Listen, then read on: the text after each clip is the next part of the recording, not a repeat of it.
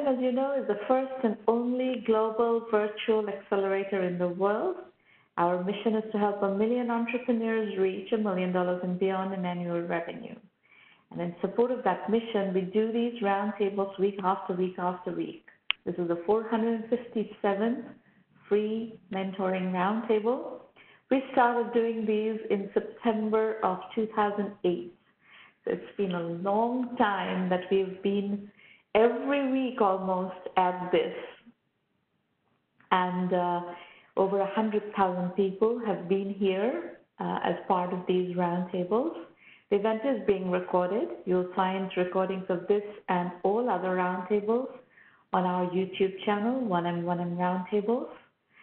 On Twitter, we're at 1Mby1M and at Romana. You're welcome to follow. We publish a lot of very interesting content. And if you're live tweeting today, use hashtag 1M1M.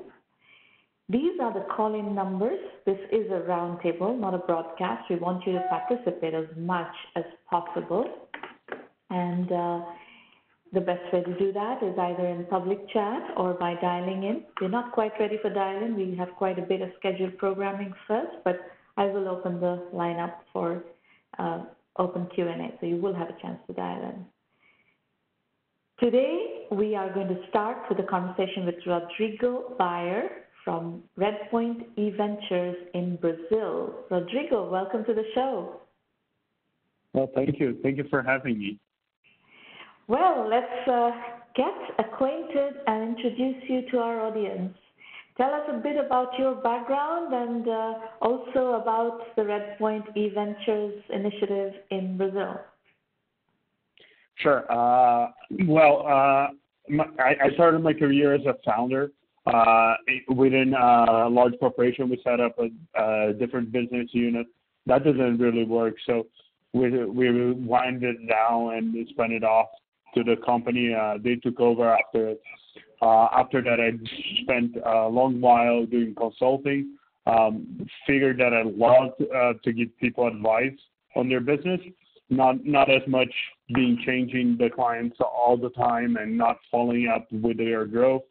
So I thought venture actually made a lot of sense, joining the advice and the support role of a consultant with my entrepreneurial background, and then adding on top of that, being able to follow up and see the effects of what we're building together. So I went to the States to do my MBA, did a venture over there, and then decided to come back to Brazil in 2007, and basically there was no industry. So I went back to consulting for a few years, spent 4 years at McKinsey. In parallel, we set up a venture fund with friends, did a bunch of investments, had to run one of those, one of my first initial mistakes, investing on a founder that wasn't fully committed, sold that business, and then went back to McKinsey while we raised our second fund, which was a very small fund. We did 6 investments out of that fund, and one went on to become a $4 billion business. So we had a very good history to tell, but the partners had different visions on what they wanted to do. One wanted to do corporate venture, the other one wanted to do late stage investing, and I wanted to stay in early stage, so I left. Spent about a year working on raising a new fund and talking to a bunch of people. In that process, I came to talk to one of the managing partners at Redpoint, and it was a fun conversation to say, like, so what do you want to have in your fund? And it's like, I made this long list, and they were like, yeah, I can check all those boxes, and I have a fund already raised. They want to join, and I've been here for 6 years. It's been an awesome ride. I came in about a year after the fund was raised. Over the past 6 years, we invested our first fund, which was $130 million, into 35 companies. We have 2 unicorns out of that, probably a few more on the making. And then we just raised our second fund, which is a little over our target of 175. We have already made 12 investments out of that fund. Hopefully it will perform as well as the first one. We like the founders we're backing, but only time will tell, right? And in parallel, when Anderson, who is our managing partner here, took on the role to create Redpoint Eventures in Brazil, he was asked by the founders of Redpoint Eventures not only to help create the leading venture capital firm in Brazil, but also create a healthy ecosystem, right? There's no point on being the largest or the best fund in a non-existent market. So this is something that we all bring in the firm, the idea that we have to help build the ecosystem. And in that sense, we actually went on and built something fairly large. We joined forces with Brazil's largest bank and created, it's a weird concept. It's co-working space matched up with a lot of commercial development and these for startups, which is today the second largest hub for startups in the world. We have 127 residents on the building, which hosts 1,600 people. We do 40,000 people a month in events. And then we have another 400 companies that are connected through us through our digital platforms. So that's a little bit of Sao Paulo? Yeah, this is all happening in Sao Paulo. So you are based out of Sao Paulo at this point? Yes, we are. That's the big economic hub in Brazil, right? So yeah, we're here. Let's talk a bit more in detail about the Redpoint eVentures platform. Sure. So firstly, all investments are happening in Brazil, correct? Or is it all of Latin America? We have a Latin American mandate. Okay. We've done one investment in outside of Brazil in the first fund, and we were very lucky because we did the seed investment in Rappi, which is now a $3.5, $3.6 billion business. We are going to be more proactive now on the second fund. So I'm the one actually in charge of going out and scouting other Latin American markets. Mm-hmm. But we're still learning the ropes. Brazil, we understand very well. We have the connections to support Latin America. We still have to figure that out. Okay. And in terms of stage, you said your fund is about 175 million. What is your stage preference? We were designed to be a Series A fund, right? And that's our bread and butter. But we take the liberty of doing seeds and Series Bs. So we've done checks anyway from starting checks, right, from $35,000 to $8 million. But where we're normally comfortable is products with a product market fit, companies with product market fit that actually need money to accelerate, where we'll put in $1 to $5 million on a Series A. And do you have enough of an ecosystem in Brazil at this point that can do the earlier stage, since you're designed to be a Series A fund, even though you're doing some amount of seed work? I presume that you need a set of feeder funds in the ecosystem from which to draw from. So what is the current status of your ecosystem? Well, we have a lot of angels. That are normally not very tech savvy. They are normally rich people that are writing checks. But that's capital flow that founders can access, right? We have a few seed stage funds that provide a decent pipeline. But we don't see scarcity, actually.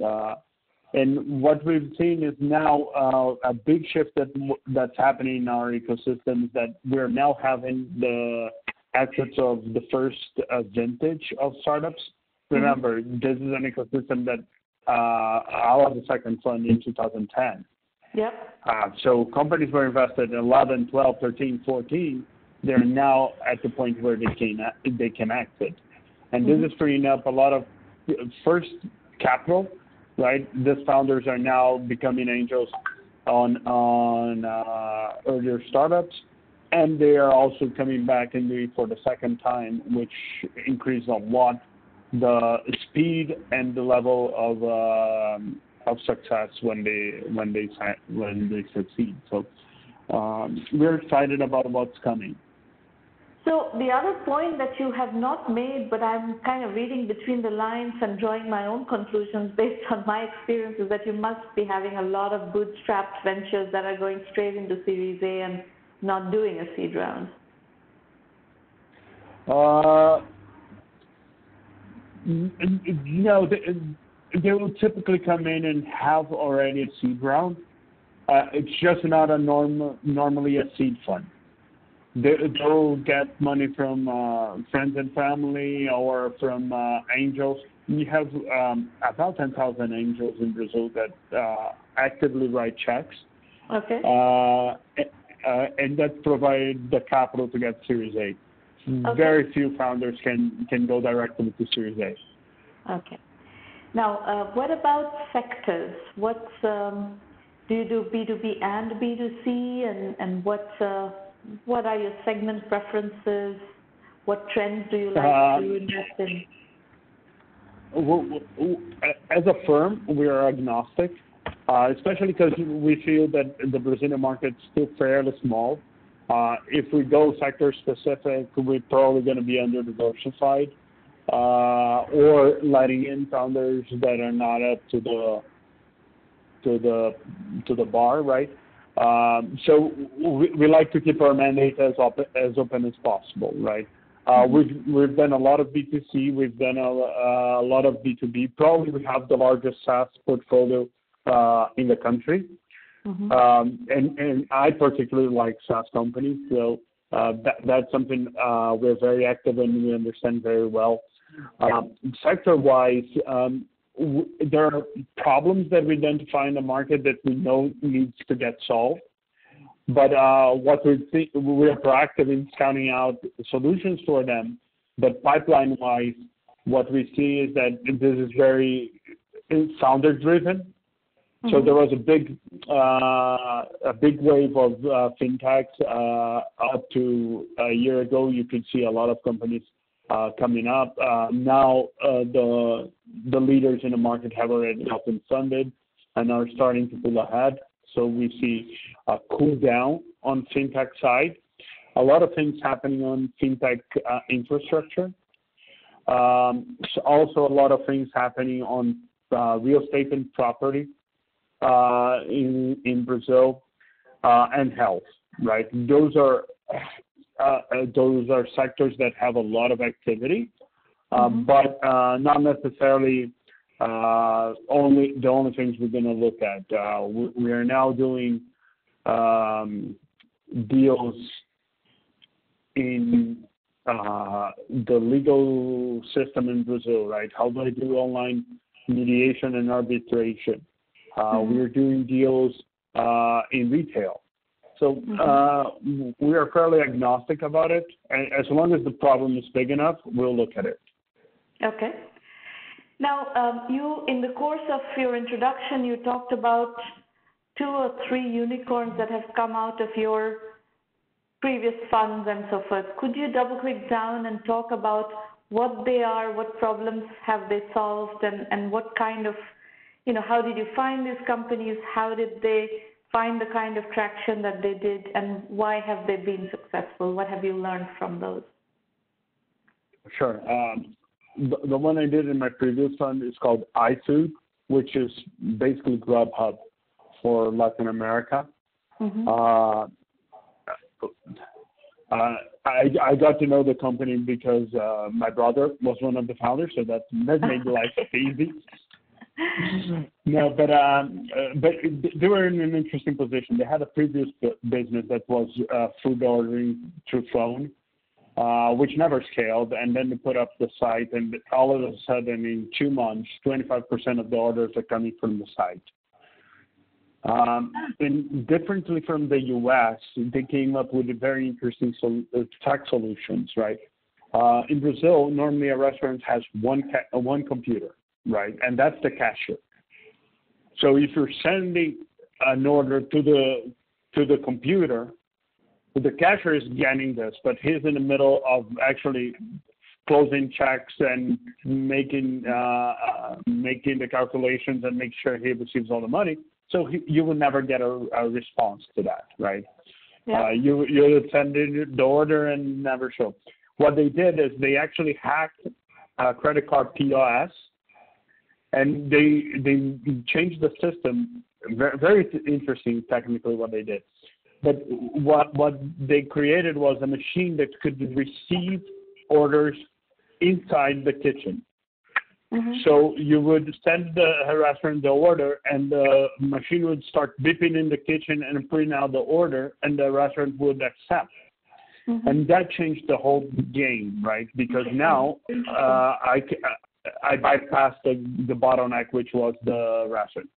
And then the second thing that they did that was fairly interesting, they moved to the mobile much sooner than their peers abroad. And that gave them very good leadership in the market. They have now 95% of the food delivery market in Brazil. And mm-hmm. that enabled them to go out and buy their shares in Mexico and then Colombia. And now they basically own food delivery in Latin America. It's a very cool company. Then the second company is called Gympass. Gympass, actually, the founder studied with my brother, so that's a very good class at school.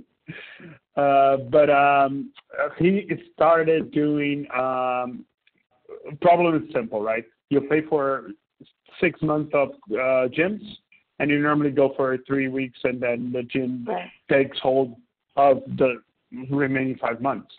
And he was like, this is not fair. I'm going to solve that problem. And he started selling day passes for gyms, which was something that wasn't available in Brazil at the time. Fairly quickly, one of his clients actually went to the HR department of his company and said, look, you're paying for this gym that's in the building. I don't want to do it. I want you to pay for this service because I want to do the gym close to my house. And all of a sudden, they landed a 7,000 clients contract with one company. And they said, screw the B2C, let's go to the B2B model. That company is now in 17 different countries, just raised a $300 million round from SoftBank, and it's just starting operations in the U.S. It's called Gympass. Okay. And then the third one is Rappi. Rappi resembles a lot what Postmates does. Basically, order anything on an app. But differently from the U.S., here you can actually order anything. You can order food, you can order your groceries, you can order somebody to pick up jewelry for you, whatever you want, they'll deliver. And that's a company that we did the seed. The Series A was led by Andreessen and Sequoia. And now they just raised $1 billion round from SoftBank. And if you look at the streets, I can show you because I would have to turn the camera. But there are like hundreds of delivery guys out in the street wearing orange, which is their color. So. But in the emerging markets, the delivery services are really taking a very important role because these are very congested cities, and people really don't want to go out and do all the running around. So and labor is very cheap. So it seems like this is a trend that is really taking off. I think the salary arbitrage plays a very big role in that. Yeah, absolutely. So and talk a little bit about. Right? Pardon? And the cities are dense. If you're in suburban United States, you can't make that work. Right. So talk a little bit about what's in the pipeline, younger companies. These are, of course, mature companies that have already found their stride. Talk about younger companies. What's exciting in your portfolio? A couple of examples of companies that you think they are really interesting and they're doing something really cool. Sure. There is one company that a few of them. One is a mid-stage company. I just raised a $50 million round. It's called OList. What they do is they take small merchants and they put them under one umbrella to sell into large marketplaces, right? So for the marketplace perspective, it's a one store. It's normally the largest store in all the marketplaces, with a very high level of service. But at the end of the day, they hold no inventory. They have today 8,000 merchants that actually fulfill those orders and deliver. And from the merchant's perspective, I'm simplifying the hassle of having to run the systems on Amazon and then on Target and then on Walmart and having to manage all this complexity of 5 different systems. Actually, that's what all it solves for them. So that's a company we really like. So the thesis is that this particular company is positioned as a power seller in all of these marketplaces with great reviews, and as a result, they have better SEO and so forth, and they are consolidating. They're kind of like an intermediary that's consolidating 8,000 merchants. Yeah, and they have the sophistication, right? So they run extensive analysis. If I change pricing here, what happens to the sale? And they advise the merchants on how to better sell in the marketplaces. It's a very cool idea. So, yeah, it's fairly complex to run. It's a complex business to run. Complexity is what creates the defensibility, right? Yeah, so that's one we love. Another one is a company called Pipefly. I don't know if you've seen them, but what they did is they take the layer of workflow management out of the ERP. So, and they give it to the business person. So the business person can go in and create their workflows, any process, recruiting, hiring, onboarding, purchasing, whatever you want to create that's a repetitive process. You very quickly, it takes less than 15 minutes. You create the workflow in Pipefly, and you deploy it and you start running it. And you get all the metrics, you get all the data recorded. That's a company, it's a pure SaaS company. It has clients in 192 countries. Guys from GE and Uber to the very small startup that doesn't want to create their own ERP. That's a company I really like too. Cool. And then we have less obvious companies, well, less visible. And when I give you the pitch, you're going to see how obvious it is, right? 80% of all financial transactions in the world still run on a COBOL on a mainframe, right? And financial institutions actually spend $272 billion a year maintaining the legacy. So what this company is doing, they are redesigning all the core of a financial transaction on a modern platform. It's the part that you never see in a transaction. It's the back end processing capability. And then the last one. Customers are banks, or customers are all kinds of financial institutions? Banks, okay. Anyone could be, right? If you want to create your fintech, you could use it.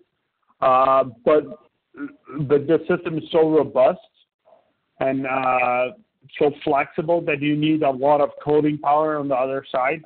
And normally the banks are the ones that are feeling the pinch right now. So we've seen very large banks, 60 million plus clients, starting using the software. Rodrigo, how many startups are operating in Brazil right now? That's a very good question. I got no idea. We hear numbers between 5 and 10. We look at 2,200 companies a year. So I would venture that it's way more than 5. Unsure if it's a lot more than 10. Okay. And what about Latin America? The rest of Latin America is much earlier in the process, right? I think what we see happening in the Brazilian market now, where we have the whole chain of financing, right, from seed to the $5 billion SoftBank fund, actually is a consequence of 2010, 11, 12, where we had 3 or 4 larger funds created, right?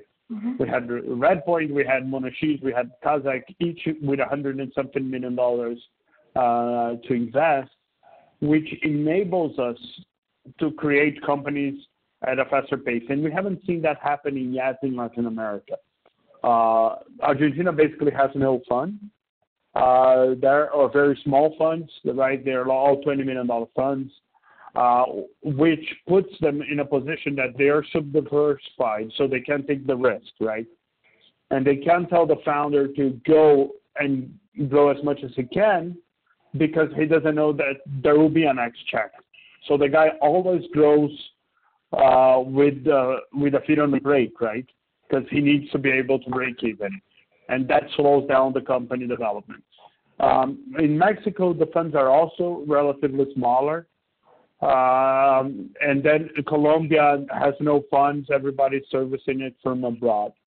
So I guess we are now at a stage where those other markets have enough founders that would justify large funds in it.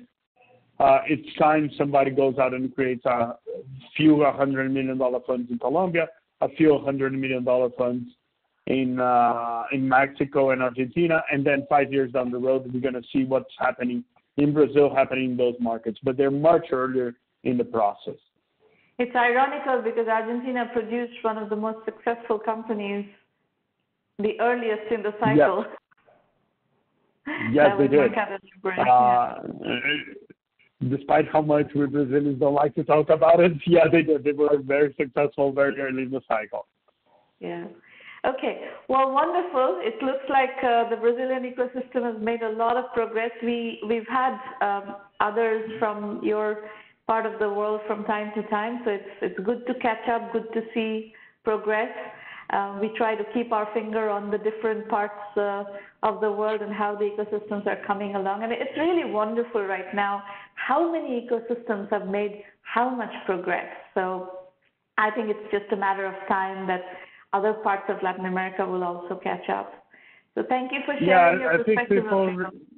Yeah, go ahead. I think people realize that innovation is not going to be when technology investment and innovation moved away from being tech for tech, right? Up to 2000, it was tech for tech.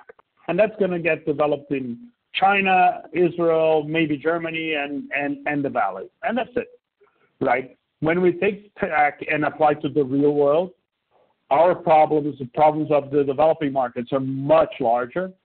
And then you create indigenous companies that can really have an impact. And I think that's the biggest shift that happened. Well, the shift is also that the entrepreneurial mindset has started to develop in these emerging economies, right? I mean, when I lived in India in the 80s, I left India in 89 to come to college in the US.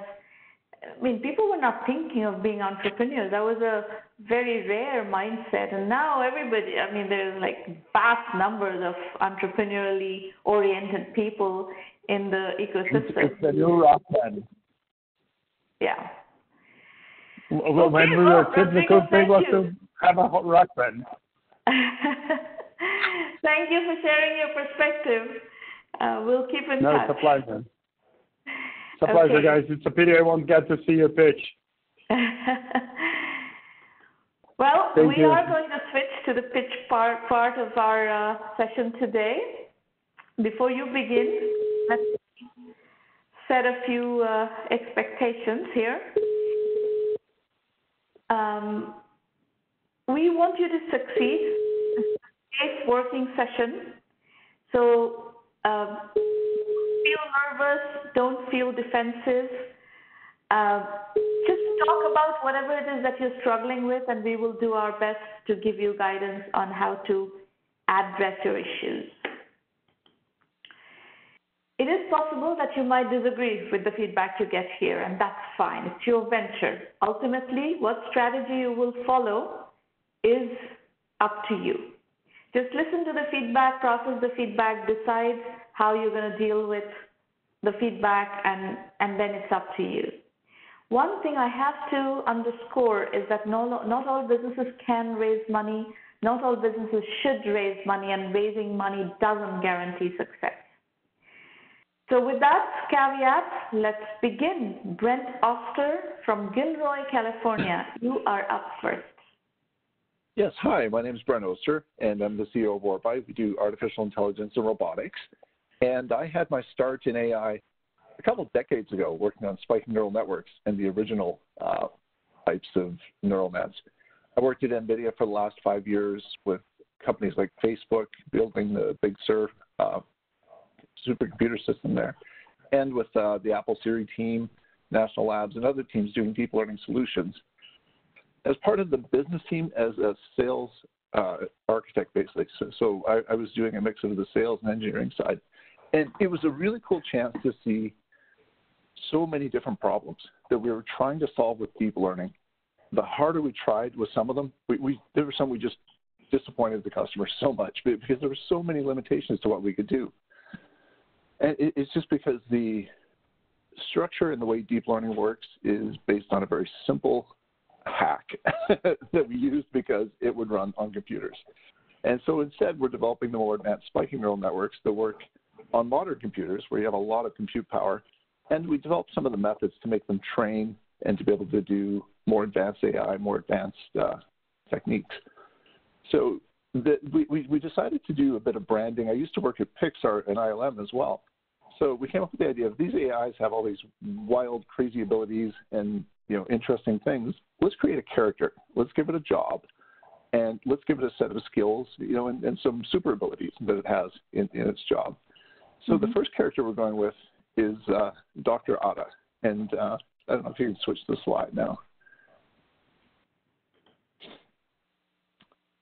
Now, if you click on this, it would explain it, but I'll give it a shot. So basically, it gave you a brief description of the technology. Spiking neural nets work more like a brain. Not like a human brain. We're not making an artificial brain. That's crazy. But we're making something that's a little bit closer to it, kind of the way an aluminum-skinned airplane is more like a bird in that it flies, but it's built very differently and designed for a different purpose. And we use these for vision, speech, motion control, autoencoders for video, general tools. All of it just works a lot better than the deep learning tools that are out there. If you want to go to the next slide. So Dr. Atta is a medical AI. We call her doctor, but we'll just say medical AI to keep people from getting expectations out of order. And the basic idea is that we have a very conversational, very easy to talk to interface that can really listen to people and really listen to what they're saying to it, and that can understand when people don't quite know exactly what to say, like an Alexa you have to, and can work where people aren't used to using these kind of interfaces. So we're going to give her initial 7 languages and then continuously add language packs. The spiking neuromorphic speech networks have the ability to learn dialects, so this will allow it to practice in more and more places over time. And we're going to add features. So eventually, first of all, it'll just be able to take your vitals, take your symptoms, sort of do your intake checklist. Then it'll be able to look up possible medical conditions, later on analyze labs, analyze radiological scans. And we're just going to keep packing in features constantly to make this from an app that can help a few people to, wow, this is a superhuman, fully capable AI doctor. And what, is this a physical robot, or is it just a virtual robot? So it starts out as just an app on a phone and a kiosk in a hospital with a computer character. And then later on, when it can do more advanced things like a physical exam, we may want to add robotic capability to it. But that creeps people out. So you have to do that really carefully. So initially, no, just a computer graphic representation. Yeah. Okay. And the idea is that we can put this, can you go back to the previous slide? So we can put this in a modern hospital in a very expensive kiosk with the blood pressure and all the monitoring equipment that you would normally do to take vitals, maybe even do blood draws if we were brave enough. And we can have a really powerful tool for medicine here, and you can take that exact same app, put it on a cell phone, take it out to rural Honduras, where we're using it right now. My fiance is Atta Caceres, and she's a clinical psychologist, and she uses the first beta of this, which is just speech on top of WebMD, to go to villages where people just don't even have doctors, which she does in her outreach work, and just practice medicine with it. It's it's a tool. It works. Nobody wants to bother certifying something there if it works. Just use it. And so the idea is if you have this powerful system that's mostly server-based, mostly, designed to handle the demands of hospitals here, you can use the exact same service on a cell phone, most of the features with a few, accessories there. So there are lots of usage model questions that are coming to my mind. I don't know if you're addressing these later, but let me just rattle those off and you can tell me how you want to address them. For instance, you talked about blood draws. So who's doing the blood draw? How is that data getting fed into this app? Who's doing the blood pressure monitoring? How is that data getting fed into the app, etc.? Yeah, most of it would be manual at first. It would be a long time before you had automated systems, and they would probably only be automated in the hospital, unless we had a finger prick, a blood draw app that somebody did. Most of the stuff for the cell phone version, is just stuff you can buy commercially, like a blood pressure cuff or a pulse oximeter that's commercial, or having maybe there's a little blood draw kit that you could use remotely. So your assumption is there is a patient record system that you draw data from and then run your algorithms on top of that and do basically exactly. medical condition diagnosis and all of that stuff. Yeah, and it's a front end that can do speech to help people who are illiterate in rural places. So Justine Falcon is just a prototype right now. So everything we have in ORBAI was born out of necessity. The doctor, my fiance, needed it in rural Honduras, so we just built WebMD with a speech app. I got set upon by some especially vicious lawyers doing a real estate scam. And all the lawyers I talked to would not help me. They just hated these people. They never won against them. They were so awful. And so I literally built a little hacked AI that studied their case files, and I subbed in as my own counsel. And I'm not going to say it's an all-powerful tool to use against them, but it did give me enough insight to see, hey, these guys do have a bit of a, pattern, and it's illegal. And I managed to build up enough evidence to report them to the authorities and have them prosecuted and off my back using this tool and a lot of just sleuthing and good hard work. So in the long term, this can become a tool where if an attorney needs to have an advantage in going back and researching case files, pulling out specific documents, pulling out specific things, searching for them, looking for recommendations, looking for predictions. So that was the coolest part, is that it can do, based on the documents in multiple case files, it can condense them down to small state vectors, put them in a prediction pipeline, and output, here's what they're probably going to do next. And then you can use that code to search the case files and say, here's 5 documents like what they're going to do next. You can say, what can I do against that? So it's early prototype. It's not commercially ready. It won't be till 2020. So for the Dr. Ada product, like I said, we want to go worldwide. We don't want the Western world to be super rich and only have this and the rest of the world suffering, when it's really not that hard to add it to the rest of the world with an Android app. So in a hospital, in doctors' offices, waiting rooms, you would have a kiosk that had some of the capabilities to check vitals, maybe even do labs in that setting correctly. And it would be sort of the doctor's assistant. It would be the thing that does your first interview, your first checking of symptoms, your first checking of your vitals before the doctor meets with you. And then the human doctor is still using it. And then, like I said, we would do it in the developing world and other places where we could put in a lot more features and use it a lot more in depth than you could here. Get very good clinical trial data, so learn how it's being used, how well it works, and bring that data back to the U.S. to help get it certified faster.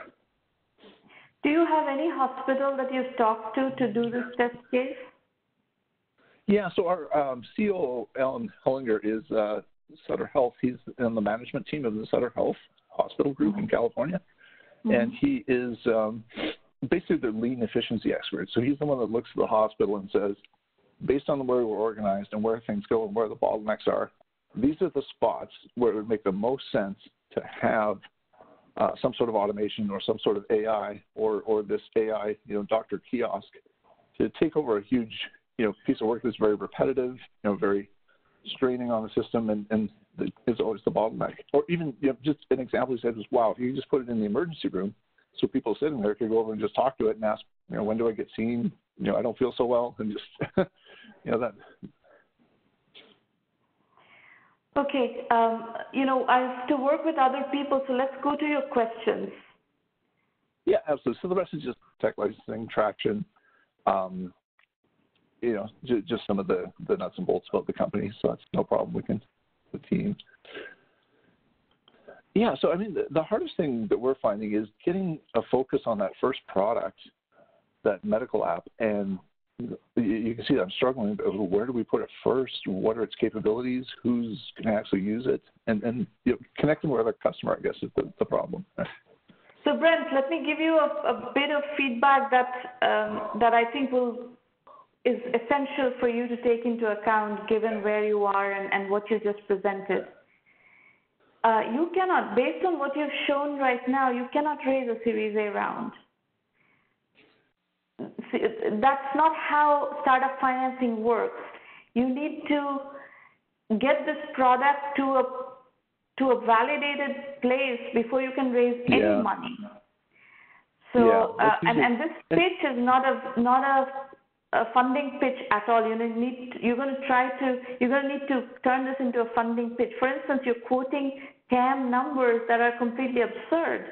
Those are not TAM numbers. What we need, listen to me. I've listened to you for a while, so now listen to me. You're going to need to come up with what we call a bottom-up TAM analysis. For investors to evaluate a venture, a bottom-up TAM analysis is essential. So you're going to need to figure out what is the market that you really want to get into. And investors are not going to be so interested right now in dealing with markets that are going to be operationally complex and not generate any return on investment. So your take on the emerging markets right now is not going to work. For the moment, you're going to have to find markets that can afford your solution and can prove that this solution works and that somebody is willing to pay for it. That's what investors are looking for. And you're going to have to get this to a point where a small amount of money can be raised based on some degree of market validation. You're going to have to bring one or two hospitals on board that are ready to take the leap with you, and so on and so forth. So there is a whole bunch of steps, mini steps that need to happen way before you can raise any $10 million Series A round. Yeah, well, that was what I was wondering, because so we raised $500,000 friends and family. And then to raise a seed, we're in that place where it's going to be a really large seed round to get to the spot where we have a commercially viable product and we're ready for a Series A. And it's a question of, can we raise a $5 million seed round and then? You will not be able to. At least the community that I operate in, nobody is going to invest $5 million in this venture right now. Even if that technology, you haven't shown me anything that gives me reason to believe that you can raise a $5 million Series A round based on this. So what about the pure IP? So I mean, we literally do have technology that neither Google, Facebook, Amazon, or any of these guys I used to work with have. How does that factor in? I mean, it's really intangible to an investor at this stage, but is that looked at? Sorry, I don't understand the question. What about Google and Facebook? What is the question about Google and Facebook? Okay, so the artificial intelligence technology that we have patented and are developing is much more advanced than the deep learning that Facebook, Google, and these other companies use. And it's in its early stages, but within 3 to 4 months, we're doing an NSF grant to develop it and prove it out. How much does that factor into an investment decision? Just the pure IP in a company? It depends on how you can demonstrate that it is superior. Yeah. Just you're saying it's superior is not going to help. In due diligence, exactly. somebody who's going to write the check will have to be able to validate that claim. Exactly. That's why we're doing the AI doctor. It's almost just a demo of the technology because it needs the really good speaking interface. It needs a really good deep AI. And frankly, the AI doctor, the challenge is the deep learning is not all that complicated. It's complicated, but it's not all that complicated. The go-to-market is extremely complicated. So the other issue that we are going to have to grapple with here is your team. Who is going to lead this go-to-market effort? You need people who know how to do enterprise sales, selling to big hospitals, and so on and so forth. And I don't see that on your team. So all of this is going to come into play. So I'm going to have to stop this conversation for the moment because I have 3 other people that I need to work with. But okay, no, that's awesome. I really appreciate it. Thank you for, you're very welcome. having me present. If you hang on, we will get back to Q&A a bit later and also explain how you can use 1Mby1M if you decide you want to use it. Okay, that's awesome. Thanks. All right. Mohammed Talaat from Cairo, Egypt. Mohammed, please unmute your line and tell us what you're working on. Hello, Salmana. Do you hear me? Yes, we can hear you fine. Please go ahead. Yes. Okay. Hello, my name is Mohammed Talaat. I am from Cairo, Egypt. Our startup called Fikra Kids. We started 2 years ago, 2017. Fikra mean? Sorry? What does Fikra mean? Yes, it is an Arabic word for a new idea. If we have an idea, we call it Fikra in Arabic. Okay. Okay. So why we started Fikra Kids? 2 years ago, I used to work as an instructional designer for a training company. And we found some parents, they need courses for their kids. And when we start to make the market research and why they want it, I found this, there are 2 main problems. The first problem is that the parents want to make their kids better, but they don't know what they have to give them and teach them. Okay. The second one is after they give them or any good workshop or whatever, they don't know how to follow up with them. Okay. Especially because during the period of workshop, the kid is separated from the mother and the father, so they don't know what the kids have taught and how to follow up at home. Okay, so we start to make a little experience with them to try to engage mothers with kids, especially in the very early childhood, from 8 to 7 or 8 years old, and that's how we start. Okay, our value proposition is we can categorize it for 2 things. First, to help mother to how to raise her children, okay, with some educational tools, and help mother to work on herself, to take care about herself, okay, because when she is a good psychological shape, she can help her kid very well, okay. The second is to equip the kids with the things that they need before to go to school, and some psychological and workshop and creative workshop that make them to express themselves. Okay, that is our value proposition. Next slide, please. And Mohammed, is this all in Arabic? Yes, it's all in Arabic. Yes, we deliver it all in Arabic. Yes. Okay. Okay.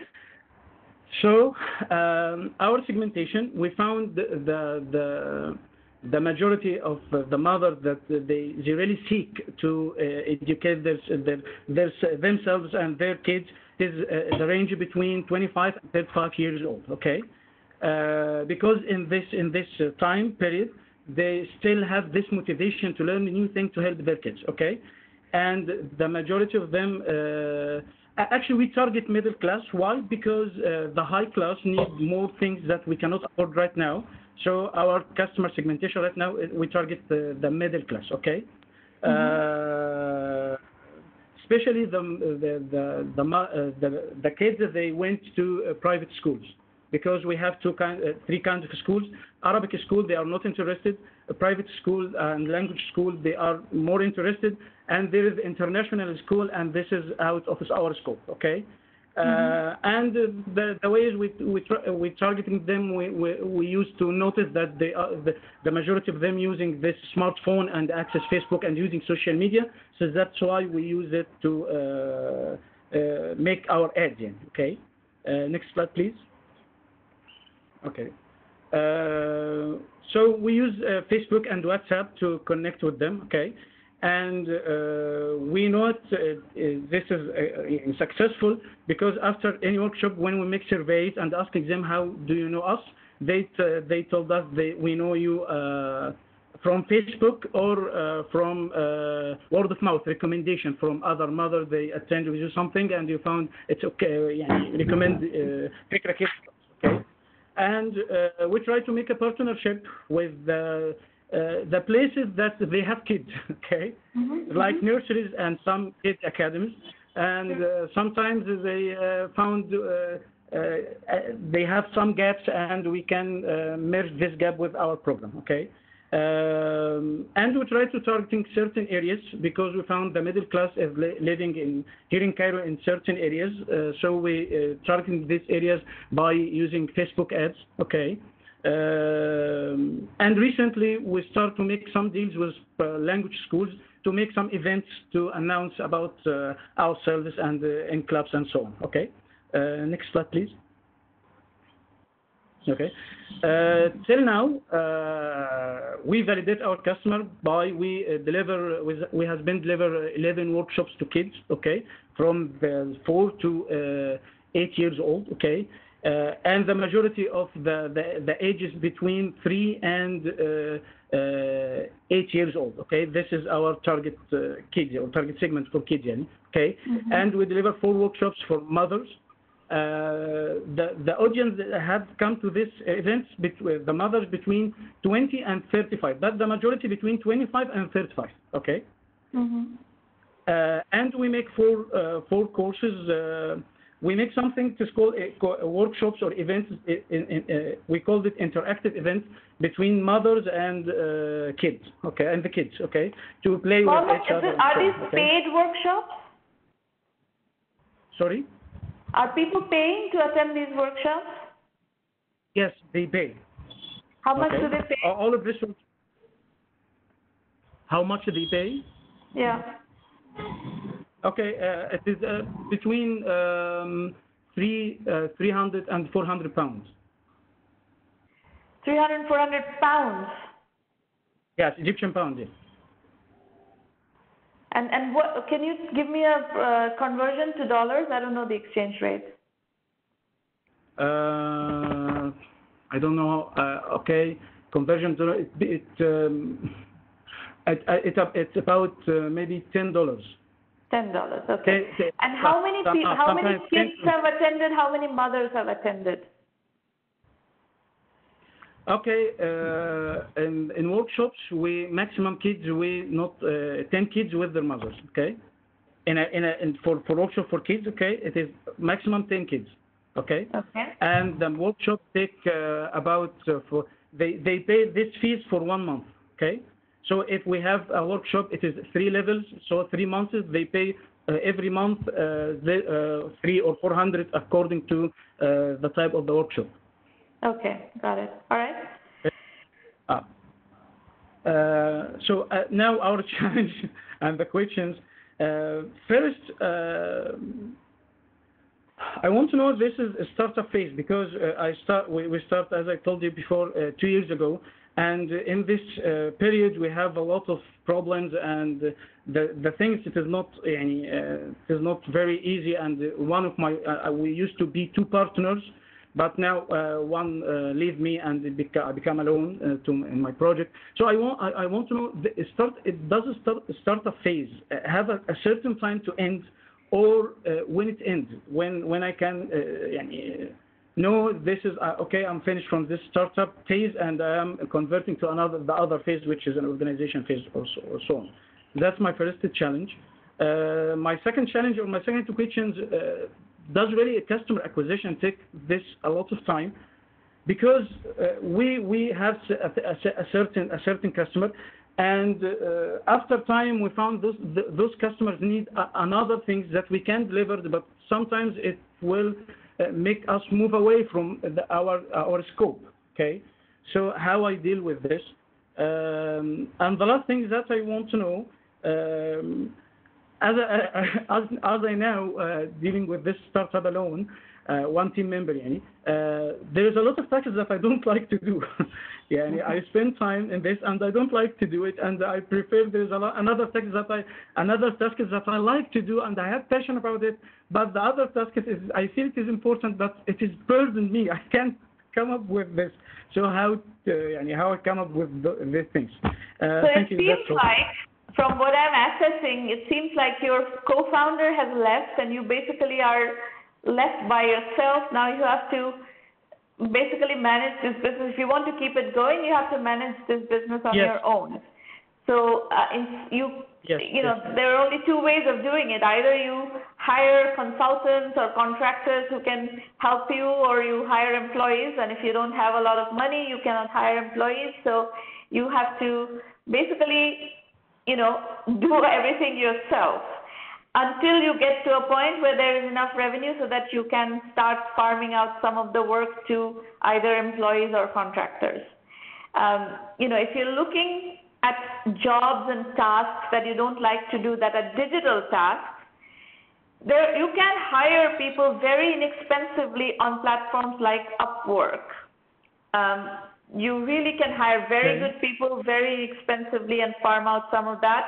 And we do that all the time. We have virtual assistants who do stuff, do a lot of repetitive tasks, and not even repetitive necessarily, but we can get a lot of work done by hiring people on these online platforms like Upwork. Now, customer segmentation is something that I think you could use some coaching on, because right now your customer segmentation is quite broad. So you're going to need to, for customer acquisition to flow more smoothly and at a higher velocity, you're going to need to position this in a more, in a tighter way, in a more focused way, so that you can run programs with which to acquire those customers more efficiently. These are some of the inputs I have on your business, but if you hang on again, I will explain a little bit later on how to use the 1Mby1M program. You have a lot of learning to do on how to build a business, and that's something we can certainly help you with. Okay, thank you. Thank you very much. You're very welcome. All right, Hema Lakkaraju, you're up next, Hayag Corporation. Samana, can you hear me? Yes, we can hear you. Go ahead. Hi, everyone. My name is Hema. I'm the CEO and founder of Hayag Corp. A little 2-minute bio about me. I have been in life sciences industries for about 10 years. Mainly my role was around the compliance and product management. I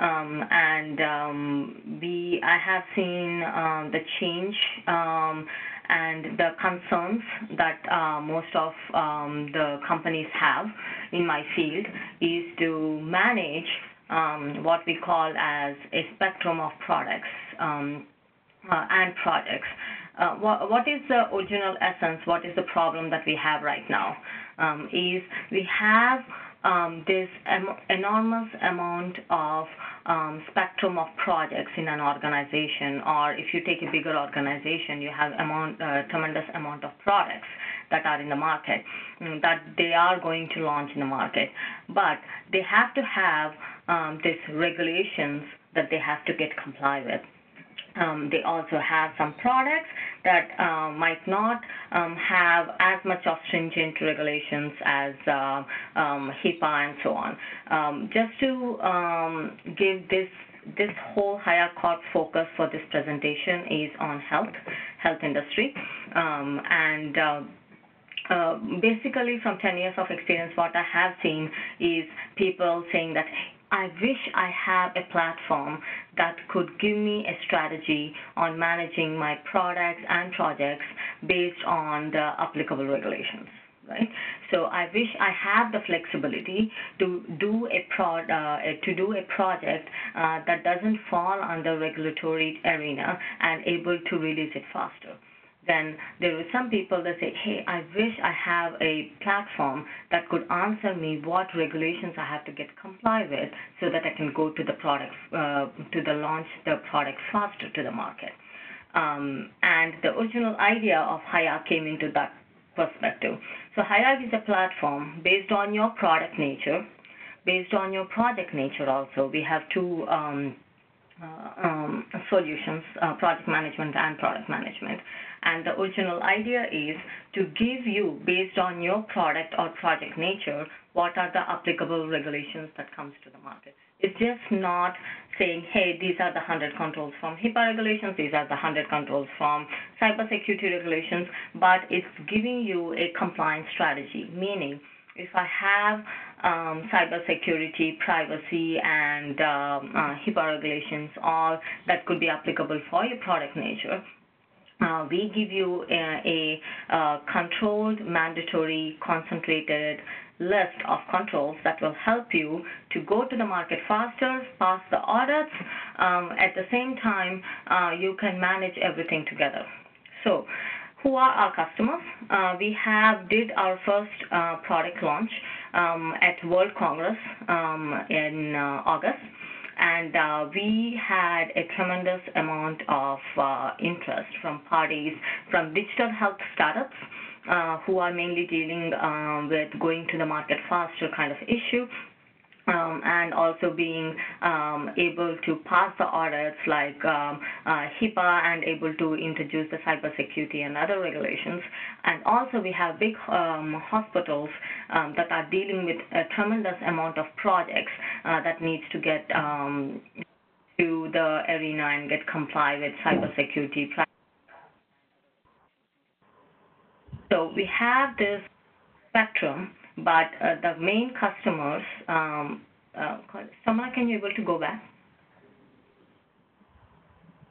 Yeah. So the main customers that we have are the digital health startups who have no or less resources to spend and hire the higher-end compliance leads. And privacy and cybersecurity leads. Rather, they wanted to use this tool to get the compliance strategy, know the design controls, get to the market faster. So instead of buying... Let me stop you for a second. How many digital health startups are in your pipeline right now? We have 5 digital healthcare startups in my pipeline right now, and we have 2 mid-sized organizations are in pipeline right now. And what is their stage? What are they paying customers? Are they in pilot? What's going on with them? They are in the pilot mode right now. So we have completed all the demos. We are towards I would not say pilot. We are towards wrapping up the SOW sign-offs right now. So they are going into paid deployments at this point? That's correct. And how much have they agreed to pay you? What are you hearing on pricing? So what we have done is we have did the subscription model per user per month base. And we are giving around, with the features that we have, we are giving around $170 per user per month. With $170 per user per month. How many users do they need? So the startups easily might need around 10. So each of the startups need 10 subscription users. And mid-sized companies, they are looking for between 30 to 70 as a starting point. So if you look at these 5 startups and 2 mid-sized companies, what is the timeline in which they start paying you? We are thinking in next 2 months, next 1 or 2 months as we are wrapping up. Okay, so all 7 of them are going to become paying customers in the next 2 months. you're saying. That's correct. Based on how we have the meetings, it looks very positive. Correct. Okay. And how long after that, after they become paying customers, can you actually show value, results? What can you elaborate on that? So you're claiming a certain value proposition, right? How long will it take from them starting to use your product to actually showing that they have results from your product? So if they have like project management, as we talked about, because it have 2 modules, and they have projects that they are releasing, it will take 3 months for them to show that they have did the compliance by design, they managed all the remaining, they could able to launch their projects faster. So product launching, based on the startups that we have, they have this pipeline to 6 to 9 months that they want to go to the market. So we will know their idea within 6 months once they launch the product to the market. Okay. So it's after you close these deals, the project companies will be able to give you validation and testimonials, let's say in 3 to 6 months. The product companies will give you validation in the 6 to 12 months or 9 to 12 months time frame. That's correct. Yeah. So the reason I'm probing this, Hema, is remember how we talked about segmentation and prioritization? It would be tremendously helpful to have testimonials to be able to close your next set of deals. So if the path to getting testimonials and ROI, proven ROI and stuff like that is faster with the project companies, you may want to focus on building your pipeline in the project area first, because the product area is going to take much longer to get to testimonials, and potentially going to, if you have, the bottom line is if you have customer testimonials and reference customers, it's much easier to sell products, sell your product. So that's what I'm commenting on, is in terms of positioning and just kind of building your pipeline, lead generation and all that. It would be helpful to have reference customers as quickly as possible. Okay.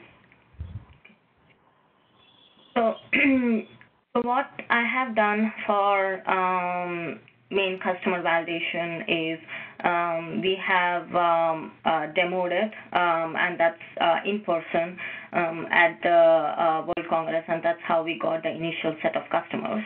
And I have also given demo to some of the mid-sized companies, basically the previous co-workers with whom I have worked with, who are now in a from your network. This is basically right now your lead generation is happening through your network. That's correct. That's correct. And that's fine. And what we have. Sorry, before you move on, what is your team right now besides yourself? Who else is there? So I have a offshore team. So you name me as the brain of the company, and I mainly design the patented. I patented and design the whole product, and I have a set of software development team offshore who have developed the product for me. And these are contractors? It's an agency, or they're employees?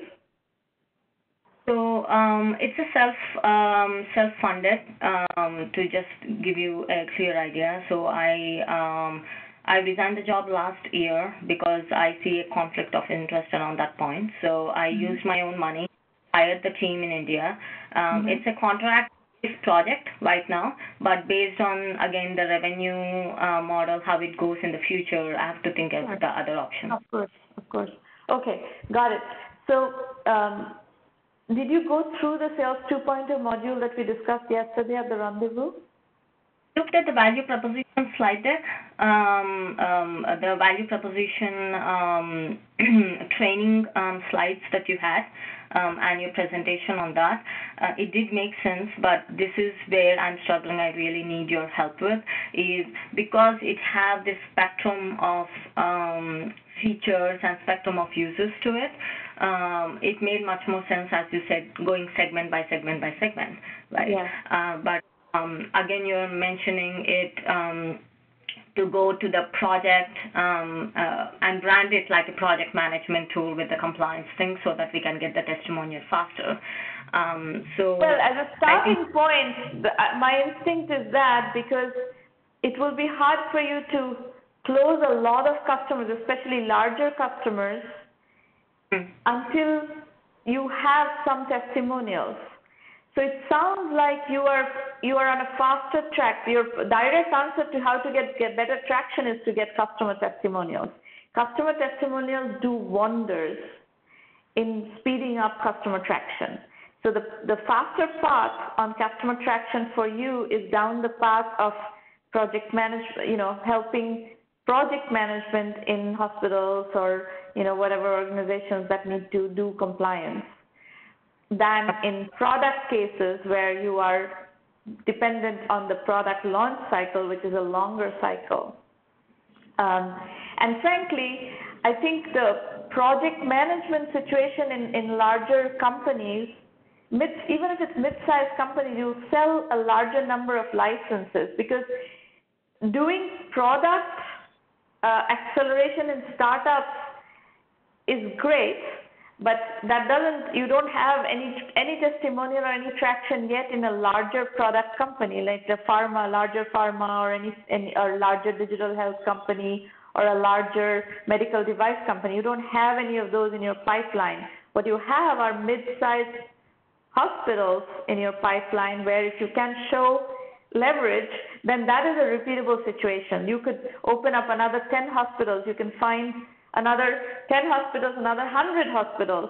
If you go through the customer validation module in the curriculum, you will see that's what we recommend, is if you have identified a segment where you're seeing traction and you can show customer testimonials, the fastest way to get traction is to really roll out and go to market in that segment. So my gut, based on what you've presented so far, is that will happen more in the mid-sized hospital segment than is going to happen in the product arena. Whether it's pharma, whether it's digital health, whether it's medical device, I think that is a longer sales cycle.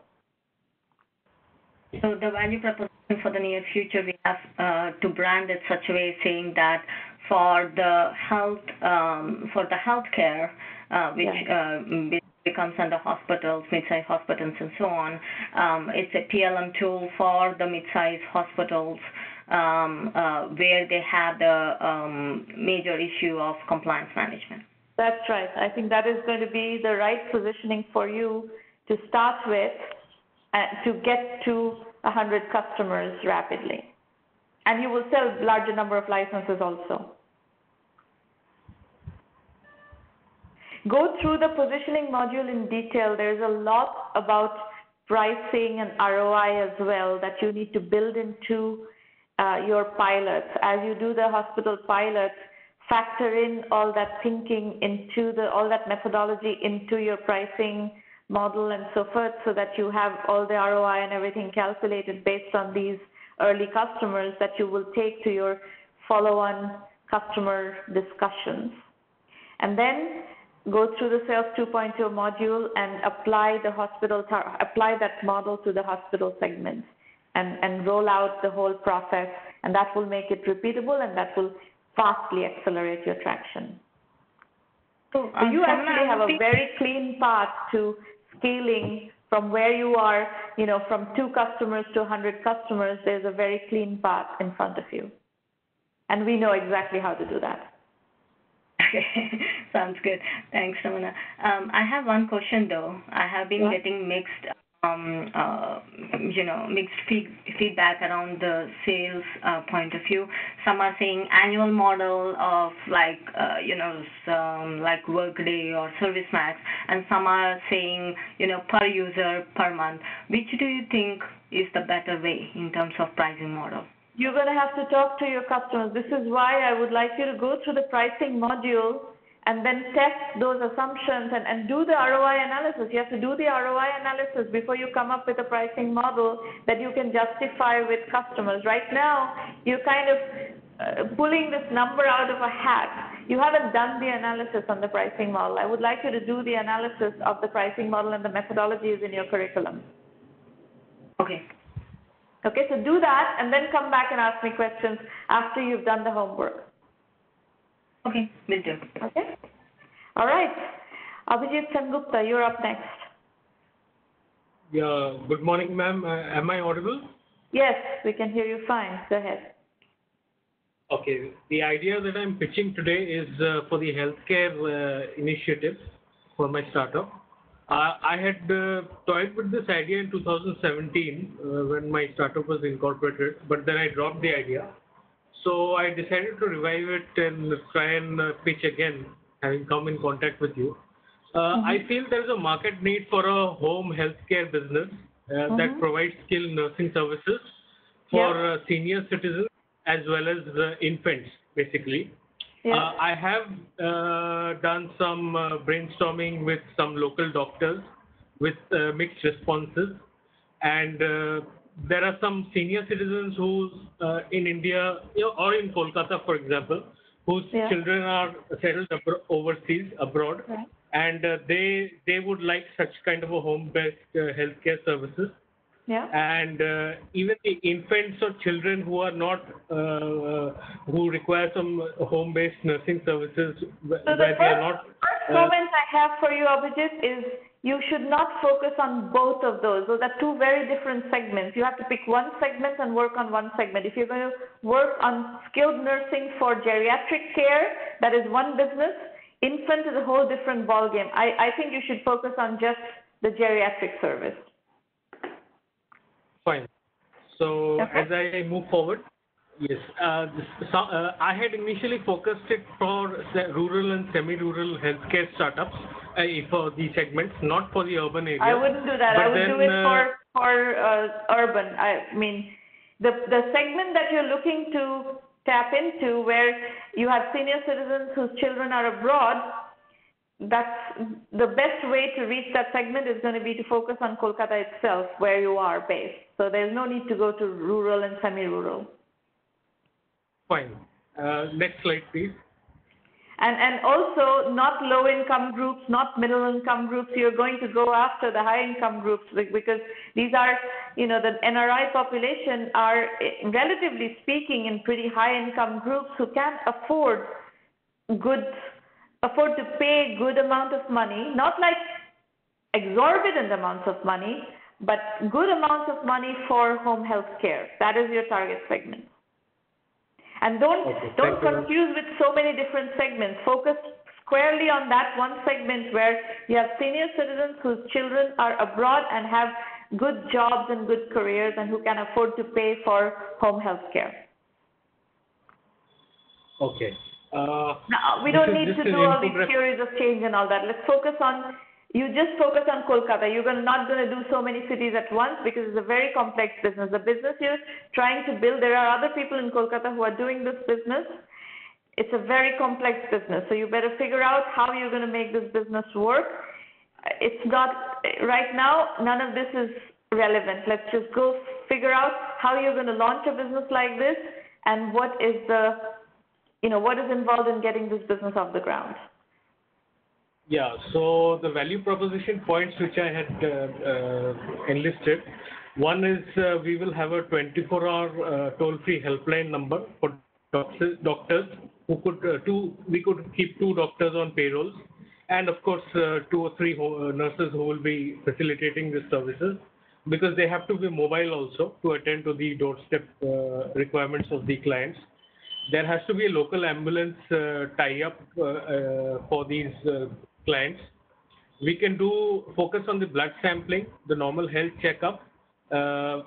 Free health checkup campaigns can be created for target segment like schools and corporate customers, because there's a problem of obviously survival, because if we do not get enough clients for the home-based services, what was suggested to be by a few people that we need to find some parallel clients like schools. No, you don't. You don't do negative targeting. If you're trying to build a business, you focus on the segment that is your core segment. You don't dilute yourself by doing blah, blah, blah. That is not the way to build a business. If you're going to do a geriatric, I'm going to give you a very clear path. You are going, if your first segment is geriatric care, and you're going to need to figure out how to build a geriatric care business and not do blah, blah, blah. Yeah.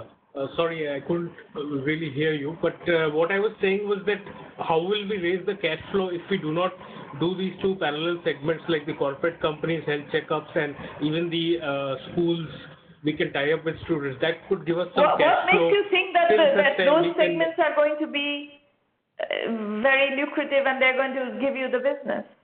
Whatever segment you focus on, just by defocusing your segmentation doesn't mean that you're going to be successful. Then you're going to have to do go-to-market strategy in each of those segments. That is the surest way for you to fail. The success strategy in startups is to focus on one thing and do it very well. So you have said that you want to do home health care for geriatrics whose children are abroad. That is your segment, and that is, you need to understand the needs of that segment and focus squarely on that segment. Okay. And build your entire service around that segment and your entire business around that segment. Okay. So the last point, which I think could be relevant, tie up with the local pharmacy shops for the retailing of medicines also for the segment that you mentioned, basically. I don't think, all the things that you're talking about, you know, this segment that you're talking about is me, right? I have parents, elderly parents in Calcutta. And I live in America. Yes, I can afford to pay for my parents' care. So what are my needs? You have to understand what are my needs and what are my parents' needs. And that is the proxy for what is your requirement in terms of your service. And what am I willing to pay, or what are people like me willing to pay? I have numerous friends and family members who are in the same situation. And by the way, there's another piece of segmentation here. There are certain, families that have, maybe one child is abroad, but there are children locally, right? For example, one of my friends lives in Delhi, but her brother lives in Calcutta, so she doesn't have this need. I do, because I'm an only child. Maybe, ma'am, I'm not assertive enough to probably explain. You see, in Indian ecosystem, what I have seen from my observation of the practical realities is, like, okay, I may be focusing on a niche segment, but till the time I make that idea profitable for the niche segment, I need some cash flow to survive to, My that's point why is, you're not going to get any cash by diluting your segmentation. You're not going to get any cash. What is the guarantee that do you have schools that want to pay you to do this?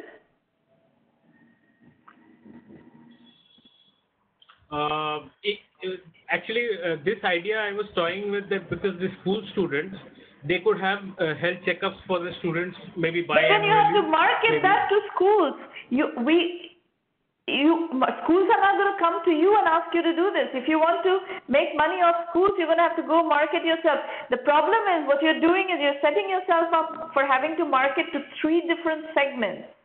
And you don't know how to market to any of them right now. So by diluting your segmentation, it doesn't buy you anything other than more work and a higher probability of failure. Your strategy is absolutely wrong. Okay.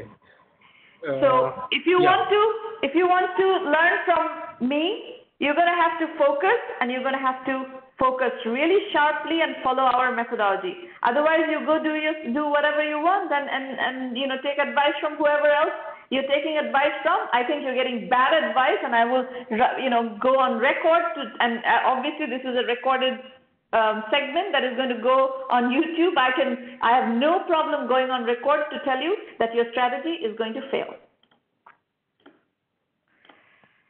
Okay, you first make up your mind whether you want to follow a focus strategy or not. Until you make up your mind, I don't have anything else to tell you.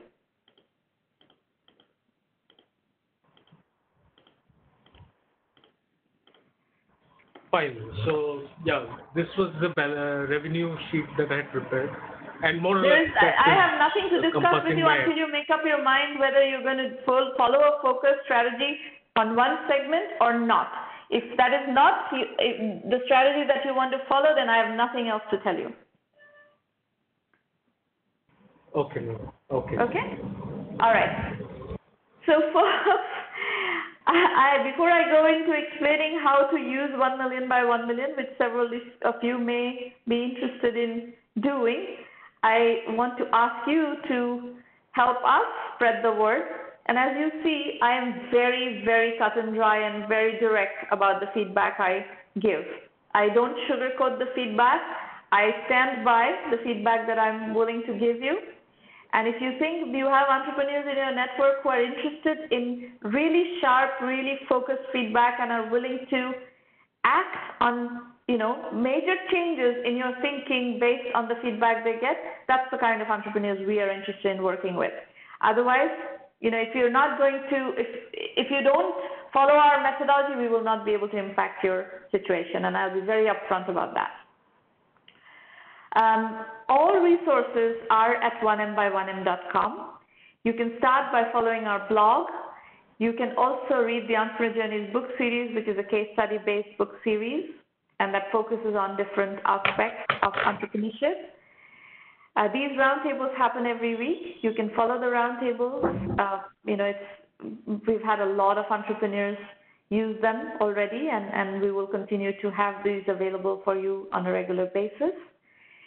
The premium program is our full acceleration program. That's a $1,000 annual membership fee for extensive methodology guidance through an online curriculum. We help you with strategy consulting, coaching, mentoring on your project in roundtables like these, but that are members-only private roundtables. We help you with business development where we have contacts, and you need those contacts, we will introduce you. When it comes to financing, there is a caveat though. Just by joining the program, you don't get introduced to our investor network. We have a tremendous investor network, but you will need to be fundable. You need to have certain characteristics in your venture for us to introduce you to investors. But when you get there, we can introduce you to large numbers of investors very quickly to get in front of the right people with the right collaterals. And that's something that we have serious expertise in and serious network in. I would suggest you go to the self-assessment and ask yourself the questions. These are questions that investors would ask you. You need to ask these questions of yourself and, see how you answer these questions. If you get stuck on methodology points, 1Mby1M Basic, our curriculum-only option, is a very good way to plug your methodology gaps. In any case, dig around on the website, learn what to expect from the premium program, from the basic program, look at the FAQs, video FAQs, look at the curriculum description and see if this program is for you. We teach on a case study basis. We have over 1,000 successful entrepreneurs' case studies and how they have done what they've done. This includes 100+ unicorns, 400+ venture-funded companies, and other 400+ bootstrap companies. So extensive lessons from the trenches that powered this curriculum, and it's very, very effective. Our methodology is lean, capital-efficient, bootstrap startups. Our philosophy is bootstrap first, raise money later, because that's what works in the market. This is not philosophy that came out of thin air. It comes out of observing what is working in the market. That's it. There are roundtables pretty much every Thursday. for the time being. All of one more in September and all of October, we have roundtables. We also have rendezvous, in-person rendezvous in Silicon Valley. If you're local or are visiting, you're very welcome to come to any of these rendezvous. We had one yesterday. We have 3 in October. These are at Cafe Boroni in Menlo Park, not far from Sand Road. That's it.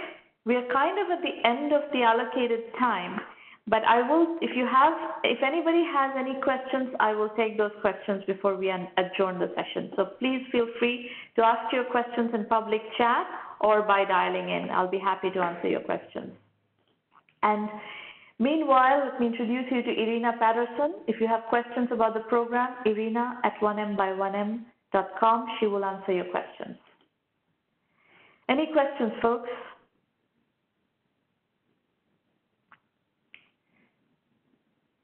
No questions? Yes, Santosh. Please go ahead.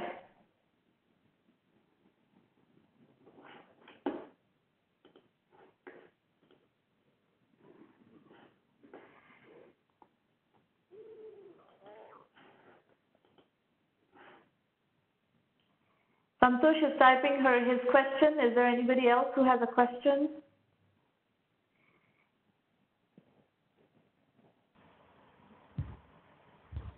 Is there a limit to the number of slides to present? Santosh, you have to be very efficient in presenting because, you know, in a session, I'm handling 3 or 4 pitches. So you will get a total of 10-15 minutes max to do your pitch and give us a chance to dialogue on your business. So that drives how many slides you should have in your presentation. I mean, I would say 5, 6, 10 slides is the maximum you can handle in that window.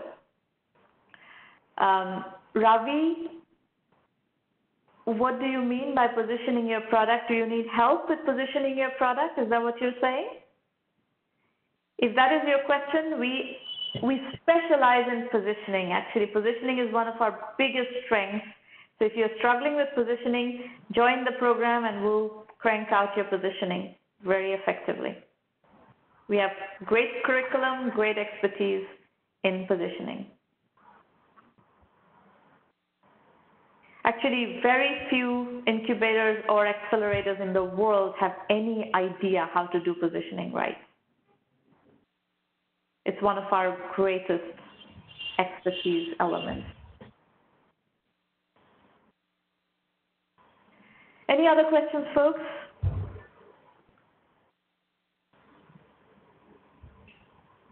Ravi, did I answer your question, or do you have anything else? Any other question about positioning?